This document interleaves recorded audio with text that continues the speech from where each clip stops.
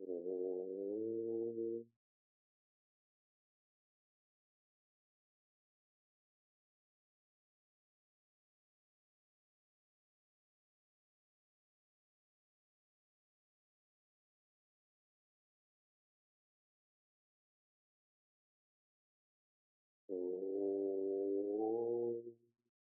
Om. Om.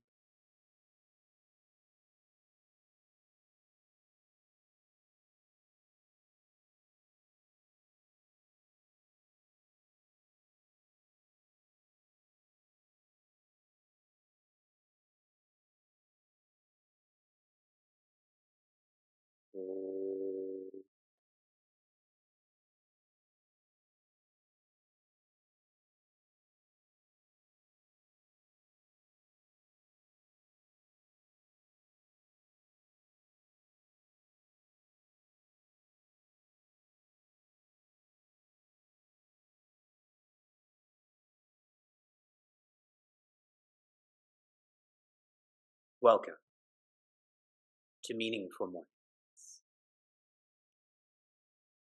Yesterday, I made a request of all of you to share your reflection on the most significant success that our community is facilitating. I'm reading some of those reflections. I'm starting with Shobha from Chantilly. Thank you for taking care of me so well. It's very tough to respond to this question that was asked in Meaningful Mornings on April 18th. I needed time to think and come up with one. It is bringing and guiding the next generations, to teach them and live according to our maps. I have to give a hard stop, which is very difficult to stop at one. Thank you, team. Love and respect. I am reading Varsha's reflection. Varsha's from Boston. Hariom Vivekji.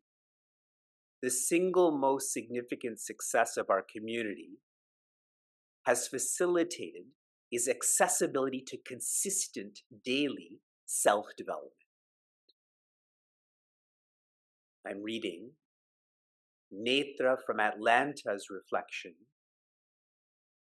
Leading efforts to equality and social justice.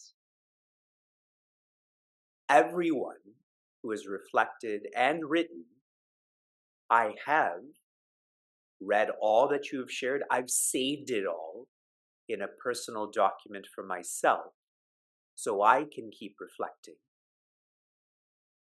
I'm encouraging everyone in our community who's not reflected and written to please do so. This morning, when I was facilitating a one-with-one, the seeker I met was sharing, Meaningful Mornings is her counseling session. Through this counseling session, she's able to counsel so many more. She's a physician, so she's in the medical field, so she has to do that. I laughed when she told me this. Now, one insight I want us all to be clear about, I used and am using the word our community. I never use the word I or my or Vivek. Our. I am very clear. He is the one who is churning, and so he is the one who deserves credit.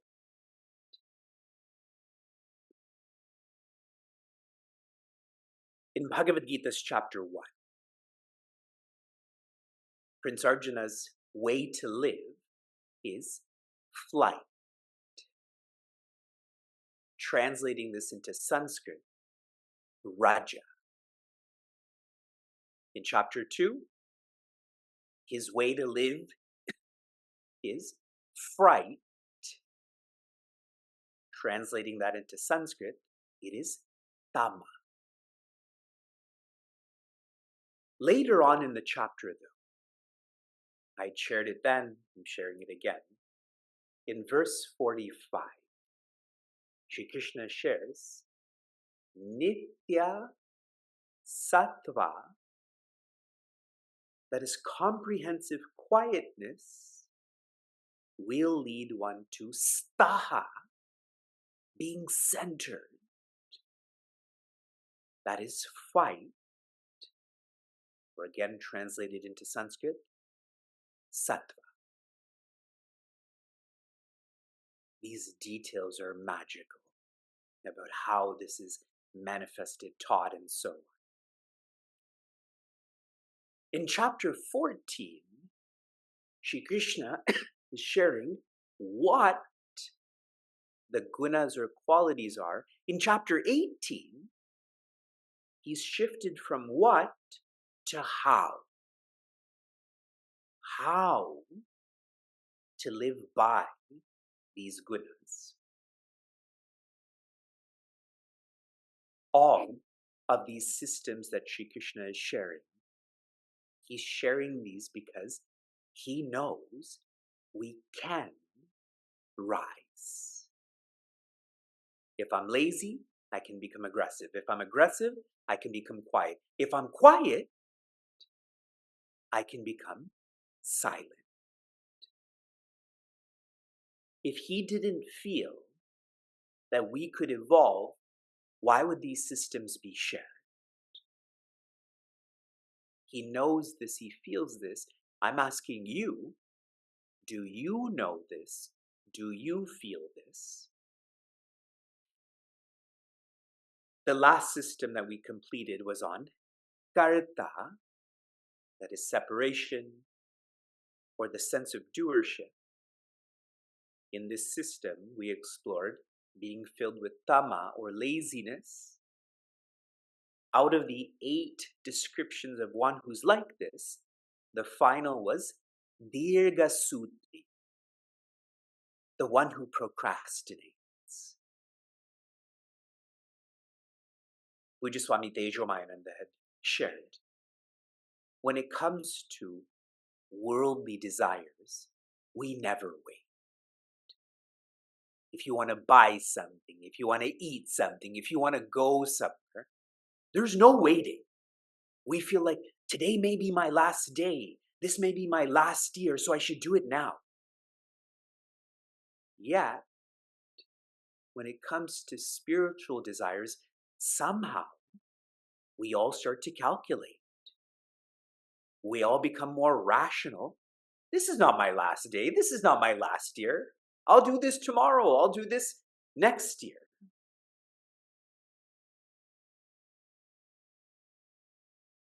As I reflect on Meaningful Mornings, I feel that Meaningful Mornings has provided us the opportunity where we don't have to wait for spiritual desires.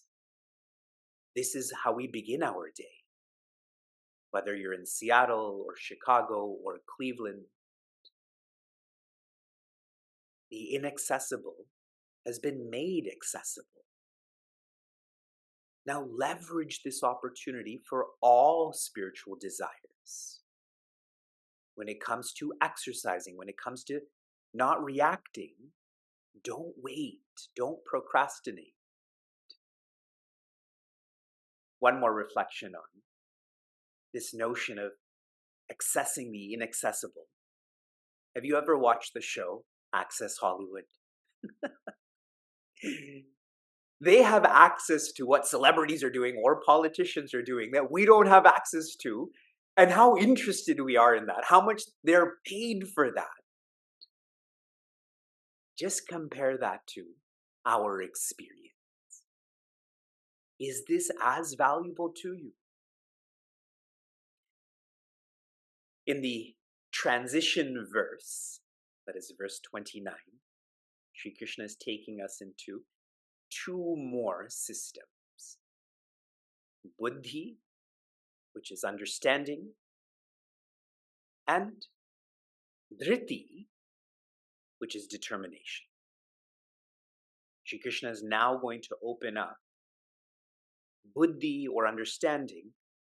Another beautiful word for this is intuition. Pravrittim cha nivrittim cha karya karye bhaya bhaye bandham moksham cha ya veti buddhi sa partha sattviki. Joy. This is a very subtle verse. Please listen carefully, and I'm going to share some of my personal experiences so that we can sort of manage how subtle this is. In the first quarter, pravritti means to act, nivritti means to allow. To try to have the understanding or intuition on what I can do and what I can't do, what I control, what I cannot control.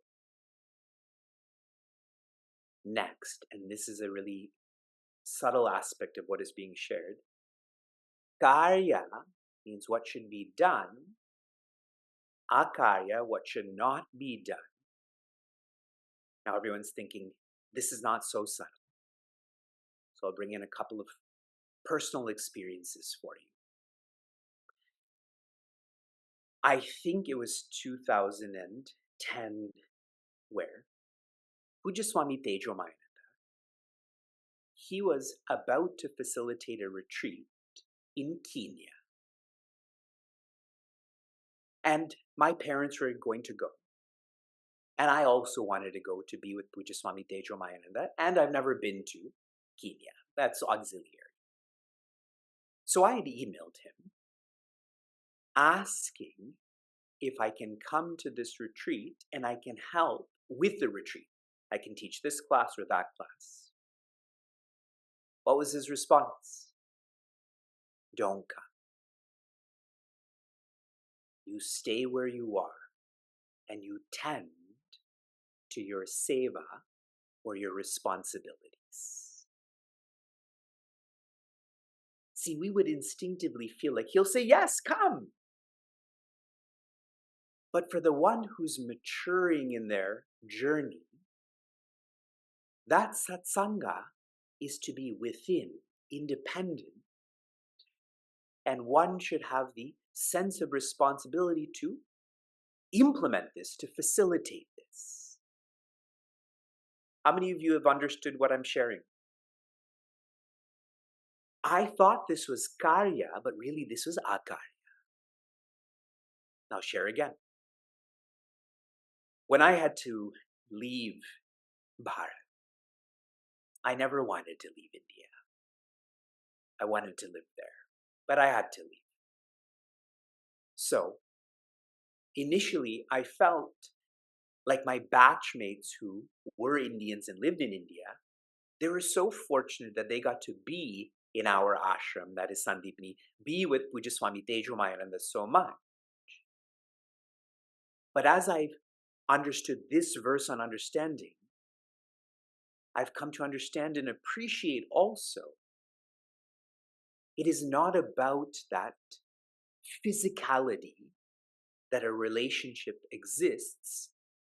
It is much more authentic and deep. I may not be in that hemisphere, but I think and speak and act for my trust triangle, so I am close. My trust triangle doesn't want me to be in more satsanga. My trust triangle wants me to engage in more seva. Please reflect on this. It is those who are instinctive and maybe a little bit less mature that feel that proximity, that feel that satsanga is what they should be engaged in. We're in chapter 18. That should already be felt. I still see that happen a lot in seekers. When seekers are supposed to serve, they're justifying why they're not engaged in that service. Next, bhaya and abhaya. To understand the difference that bhaya or fear and abhaya and fearlessness, these obviously are different, but let me share a further reflection. We tend to make abhaya or fearlessness a sense of being daring. I'm a daring person because I jump off of high structures or I eat super hot sauce. Abhaya, as I've shared with all of you, is courage. The courage to not be dejected by your responsibilities, nor to look forward to your responsibilities, but rather to be steady. Third quarter, bandham, that means to be bound. Moksham, that is to be free. To understand these, I was sharing with a group of seekers yesterday, those who are trying to manage dvaita or separation, that's bandham. You can't manage dvaita or separation, but they've not understood that yet. So they're stuck. Comparatively, those who are trying to transcend dvaita or separation, that's what moksha is. Dvaita separation, this is not real. I have to wake up. Buddhi, intuition, sa, this is intuition. What kind? Sattviki, that is filled with quietness. O Partha. I'll read one insight from Pujya Swami Chinmayananda.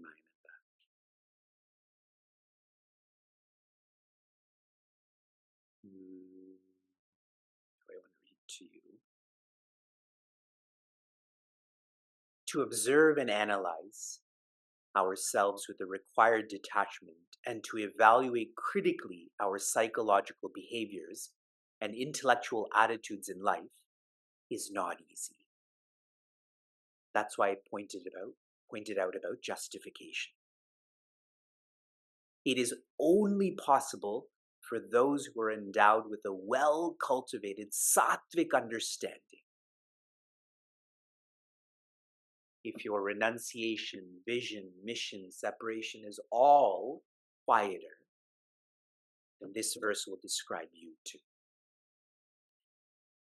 From inspiration to application. Your application yesterday was to listen to Depeche Mode's Enjoy the Silence. How many of you did?